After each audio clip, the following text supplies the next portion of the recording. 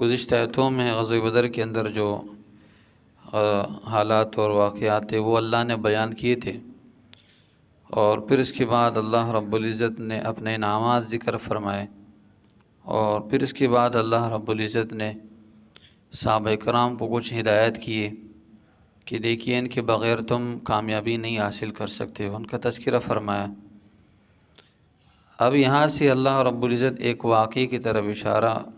کر رہے ہیں کہ جب مشرکین مکہ بدر کے لیے نکلنے لگے تو انہیں ایک خوف ہوا، ایک خوف لاحق ہو گیا کہ ہمارا پہلے بھی ایک قبیلے والوں کے ساتھ جھگڑا ہے، اور اس قبیلے کے بڑے کا نام، سردار کا نام سراقہ بن مالک تھا۔ وہ پہلے بھی چند بار ان کو دھمکیاں دے چکا تھا کہ میں تمہارے ساتھ نمٹوں گا۔ تو انہیں یہ خوف ہو گیا کہ اگر ہم بدر کے لیے نکلیں گے اور بہت سارے ساتھی ہزاروں کی تعداد میں ہم نکل رہے ہیں تو پیچھے ہمارے گھر بار بچوں کو کیا ہوگا، ہو سکتا ہے ہمارے یہ دشمن یہ آ جائے سراقہ بن مالک اور ہمارے گھروں کو نقصان پہنچائے، ہمارے بچوں کو نقصان پہنچائے۔ لہٰذا یہ دار الندوہ کے اندر سارے مشرکین جمع ہو گئے، جتنے بھی مشرک تھے سارے کے سارے جمع ہو گئے اور آپس میں مشورہ کرنے لگے کہ کیا کیا جائے۔ تو آپس میں مشورہ شروع ہوتا ہے، اتنے میں شیطان جو سراقہ بن مالک کی شکل میں آیا اور دروازہ کھٹکھٹایا، اجازت مانگی اور اپنے ساتھ بہت سارے لوگوں کو، اپنے شیطانوں کو جمع کر کے انسانوں کی شکل میں آیا اور اندر داخل ہوا اور ان کے ساتھ بیٹھ گیا اور کہا کہ تم میرا تذکرہ کر رہے تھے، لہٰذا میری وجہ سے تمہیں کوئی خوف لاحق ہو رہی تھی، اس وجہ سے میں آیا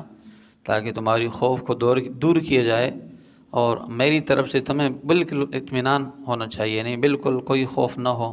میری طرف سے میں تمہارے ساتھ ہوں، اور یہاں تک کہ میں میدان جہاد تک بھی تمہارے ساتھ جاؤں گا اور وہاں پر ہم مل کر مسلمانوں کے ساتھ لڑیں گے اور ان کا مقابلہ کریں گے۔ تو اس واقعات کی طرف اشارہ ہے۔ اللہ فرما رہا ہے وَإِذْ زَيَّنَ لَهُمُ الشَّيْطَانُ أَعْمَالَهُمْ، اس وقت کا ذکر کیجیے ان لوگوں سے جب شیطان نے ان کے اعمال کو مزین کیا۔ ٹھیک ہے، شیطان نے کیسے مزین کیا؟ دیکھیے شیطان نے ایسے مزین کیا کہ وہ جانتے بھی تھے کہ حضور نبی کریم صلی اللہ علیہ وسلم حق پر ہیں، حضور نبی کریم صلی اللہ علیہ وسلم کی لائی ہوئی تعلیمات ہی حق پر ہیں، قرآن حق پر ہے، جانتے تھے۔